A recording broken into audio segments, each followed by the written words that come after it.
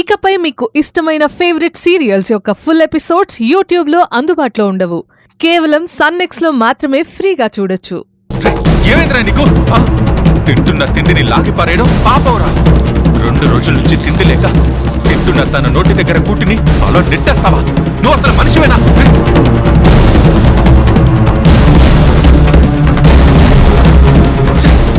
ఏమైందిరా నీకు? ఏంటి ఉన్మాదం? పోలీసులకి కంప్లైంట్ ఇచ్చి నన్ను లాకప్ లోకి నెట్టించి కొట్టించిన దీనికి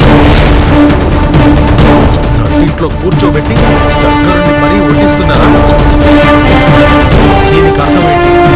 చెప్పు భీమేశన్నా, చెప్పు.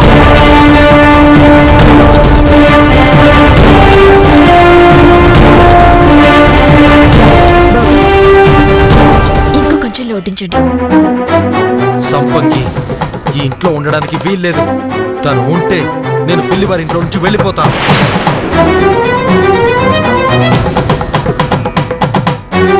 ఊరికే కాదు, ఒట్టేసి చెప్తున్నా.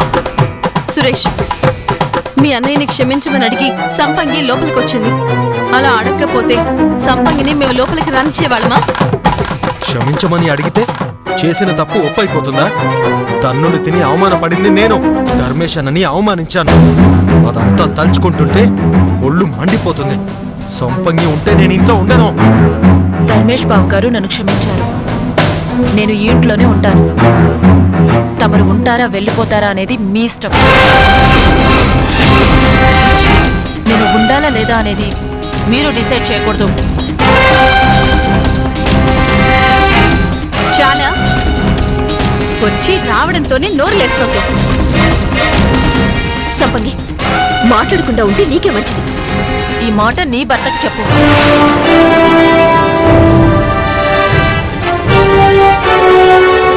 సురేష్ మర్ది గారు, సర్వేష్ బావ గారి కోసమైనా మీరు కొంచెం తగ్గండి.